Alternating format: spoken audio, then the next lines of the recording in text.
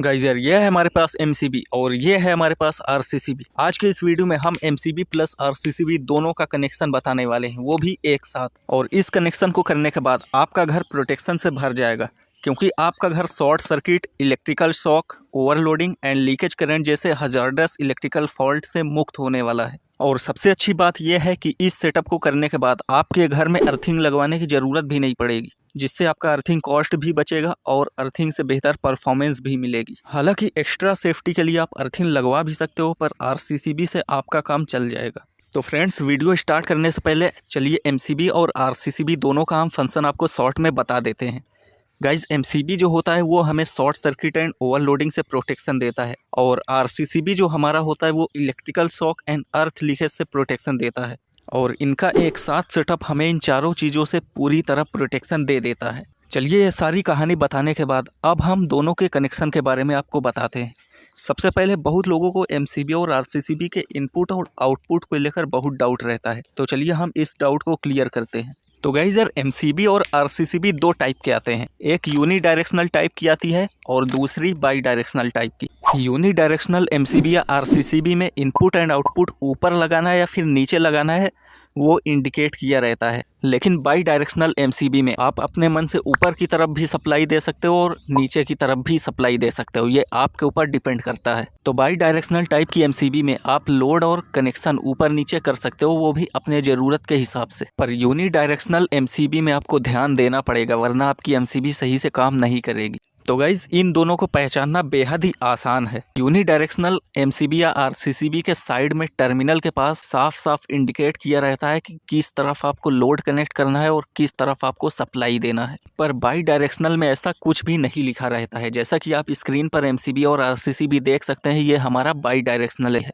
क्योंकि इसके साइड में कोई भी लिखा हुआ वर्ड या फिर कोई डायग्राम इंडिकेटेड नहीं है। तो चलिए अब हम MCB और RCCB दोनों का कनेक्शन करते हैं और लास्ट में आपको प्रैक्टिकल डेमोन्स्ट्रेशन दिखाते हैं कि किस तरह ये सिस्टम वर्क करता है। तो गाइस, सबसे पहले हमने ये लिया है डबल पोल की MCB। ये सिंगल पोल में थी, पर हमने इसको देसी जुगाड़ से डबल पोल में बना दिया है। और अब फेज़ और न्यूट्रल जो खंबे से आता है उसको हम इसी MCB से कनेक्ट करेंगे। तो गाइस, ये फेज़ वायर है, चलिए इसको हम MCB के एक टर्मिनल पर कनेक्ट करते हैं।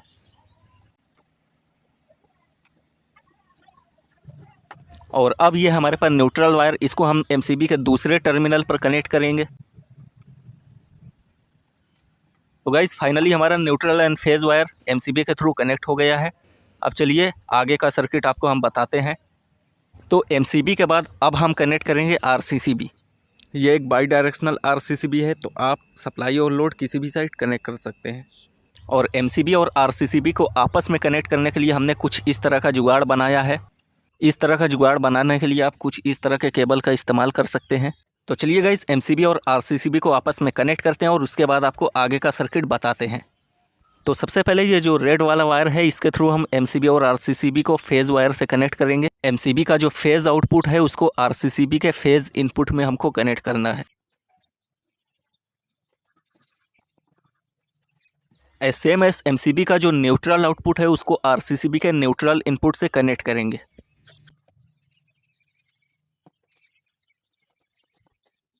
तो गाइस यार, कनेक्शन बहुत ही आसान है। न्यूट्रल वायर को MCB से पार करते हुए RCCB के इनपुट पर न्यूट्रल जहां लिखा है वहां कनेक्ट कर देना है, और फेज़ वायर को MCB से पार करते हुए RCCB के फेज़ पॉइंट पर कनेक्ट कर देना है। जहां 1 लिखा रहता है वहां पर हमें फेज़ कनेक्ट करना होता है, और जहां N लिखा रहता है वहां पर हमें न्यूट्रल कनेक्ट करना रहता है। तो गाइज़, अब जो सेटअप है ना हमारा, वो बन के तैयार हो चुका है। आप यहाँ पर लोड कनेक्ट करके आसानी से चला सकते हो। फुल प्रोटेक्शन आपको इस सिस्टम से मिलेगा। पर आपके घर में अगर बहुत सारे कमरे हैं और आप चाहते हैं कि हर एक कमरे के लिए एक सेपरेट MCB होना चाहिए, तो आप सिंगल पोल का एक एक MCB यहाँ पर लगा सकते हैं। चलिए उसका भी हम आपको कनेक्शन बता देते हैं। तो चलिए कैमरा को दूसरे एंगल में घुमाते हैं। तो गाइज़, एग्जाम्पल के लिए हमने 2 MCB का इस्तेमाल किया है, आप इससे ज़्यादा भी इस्तेमाल कर सकते हैं जितनी आपकी रिक्वायरमेंट हो। तो फिर से हमने पुराने वायर को काट पीट कर कुछ इस तरह का जुगाड़ बना लिया है। तो चलिए अब हम इसका कनेक्शन करते हैं और आपको दिखाते हैं। और गाइज़, अब जो हम MCB लगाएंगे उसमें हम सिर्फ और सिर्फ फेज़ ही लगाएंगे, न्यूट्रल हमेशा हमारा कॉमन रहेगा। कहने का मतलब न्यूट्रल हमारा RCCB से निकल कर डायरेक्ट लोड पर कनेक्ट हो जाएगा। चलिए हम आपको करके दिखाते हैं। तो सबसे पहले ये जो हमारा फेज़ वायर है इसको हम RCCB के फेज़ आउटपुट पर कनेक्ट करेंगे, और उसके बाद इसको एमसीबी का दोनों टर्मिनल पर कनेक्ट कर देंगे, जैसा कि आप स्क्रीन पर देख सकते हैं।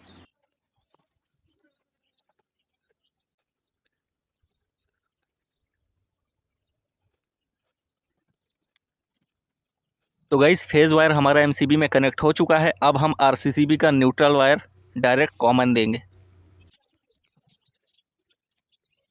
तो गाइस अब जो हमारा कनेक्शन है वो फाइनल हो चुका है और इस एमसीबी से फेज रूम 1 में जाएगा और दूसरी एमसीबी से फेज वायर रूम 2 में जाएगा और न्यूट्रल दोनों ही रूम में कॉमन रहेगा।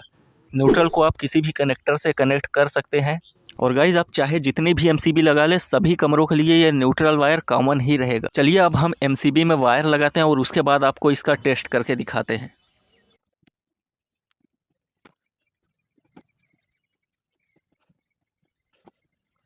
गाइस एमसीबी में हमने वायर कनेक्ट कर दिया और एक बात आपको बताना चाहता हूँ, ये सारी वायरिंग हमने एल्युमिनियम से की है ताकि आपको विजिबिलिटी अच्छी आए और आप इसको अच्छी तरीके से समझ पाओ। पर मेरा रिकमेंडेशन है कि ये सारी वायरिंग आप कॉपर से कीजिएगा। और हाँ, एक बात और, आप इसको कुछ इस तरह के बॉक्स में सेट भी कर सकते हो। मैंने खुले में इसलिए बताया ताकि आपको अच्छे से समझ आए, क्योंकि बॉक्स में मैं अगर आपको बताता तो उसमें आपको सही से दिखाई ना देता। तो गाइस फाइनली अब चलिए हम इसका टेस्ट लेते हैं और देखते हैं कि यह सिस्टम कितना कारगर है। तो चलिए सबसे पहले हम एमसीबी को ऑन करते हैं, फिर आरसीसीबी को करते हैं और उसके बाद हम दोनों रूम्स में सप्लाई देते हैं। रूम 1 में हमारी सप्लाई आ चुकी है और रूम 2 में भी हमारी सप्लाई जा चुकी है। अब रूम 1 में कोई बंदा है जो गलती से शॉर्ट सर्किट कर देता है। ये क्या, हमारी एमसीबी तो बंद हो गई। एक बार आप यही चीज़ स्लो मोशन में देखिए।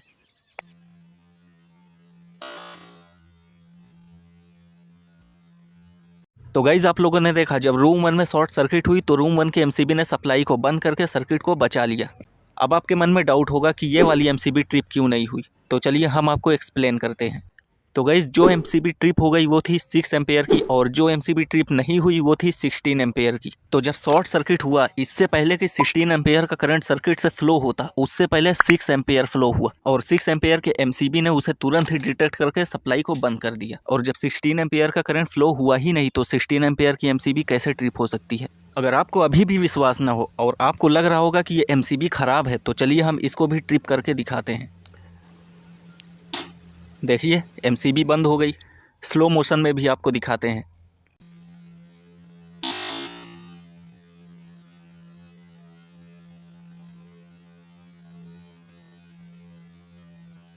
तो गाइज आपने देखा है एमसीबी बंद हो गई। उस केस में भी बंद होती अगर आप आरसीसीबी के फाइनल टर्मिनल पर लोड कनेक्ट किए होते और वहां पर शॉर्ट सर्किट करते, तो उस केस में ये एमसीबी बंद हो जाती। अब कोई बंदा किसी के याद में डूबा रहता है और गलती से जाकर रूम नंबर 2 में लाइव वायर को टच कर लेता है। ये क्या, इस बार तो आरसीसीबी बंद हो गई और सप्लाई को भी कट कर दिया। चलिए आरसीसीबी को ऑन करते हैं। अब कोई बंदा रूम नंबर 1 में जाकर सप्लाई को टच कर लेता है। ये क्या, फिर से आरसीसीबी बंद हो गई। तो गाइज़ आपने देखा, जब भी किसी को करंट लग रहा है तो सप्लाई बंद हो जा रही है। गाइस इस वायर को मैं इंसान क्यों बोल रहा था, चलिए आपको एक्सप्लेन करते हैं। इंसान को करंट कब लगता है, जब इंसान के बॉडी से करंट पास हो पाता है। और इंसान के बॉडी से करंट तब पास हो पाता है जब वो ग्राउंड से टच रहता है। और ये जो वायर था इसको भी हमने ग्राउंड से ही टच किया था, जिसकी वजह से जब करंट ग्राउंड की तरफ फ्लो हुआ तो आरसीसीबी ने उसे डिटेक्ट करके सप्लाई को बंद कर दिया। अब आपके मन में एक सवाल उठ रहा होगा कि जब आपने शॉर्ट सर्किट कराया तो एमसीबी बंद हुई पर आरसीसीबी चालू ही रही, और जब किसी इंसान को करंट लगा तो आरसीसीबी बंद हुई पर एमसीबी चालू रही। तो चलिए हम आपको बताते हैं। गाइस एमसीबी और आरसीसीबी का वर्क डिफरेंट होता है, टोटली डिफरेंट होता है। जब शॉर्ट सर्किट या ओवरलोडिंग होता है तो उसको हैंडल एमसीबी करती है, पर जब किसी को इलेक्ट्रिकल शॉक लगता है या फिर करंट का लीकेज होता है तो उसको हैंडल हमारी आरसीसीबी करती है। पर इन दोनों में से कोई भी ट्रिप हो, सप्लाई हमेशा बंद हो जाती है, चाहे एक चालू रहे या फिर एक बंद रहे। तो गाइज़ अगर आपको ये वीडियो पसंद आई हो तो हमारी मेहनत के लिए चैनल को सब्सक्राइब कर लीजिएगा, लाइक कीजिएगा, क्योंकि गाइज़ वीडियो आसानी से बनती नहीं, हमें सामान ढूंढ हेर कर लाना पड़ता है। और इनिशियल स्टेज में जब हमारे सब्सक्राइबर्स नहीं रहते, चैनल मोनिटाइज नहीं रहता है और हम दौड़े पड़े रहते हैं, 2-2 हज़ार की आरसीसीबी लाते हैं, एमसीबी लाते हैं और वीडियो बनाते हैं, उस पर रिस्पॉन्स नहीं आता तो भाई बहुत गलत होता है। तो गाइज़ चलिए मिलते हैं किसी नेक्स्ट वीडियो में, किसी नेक्स्ट टॉपिक पर। तब तक के लिए जय हिंद, वंदे मातरम।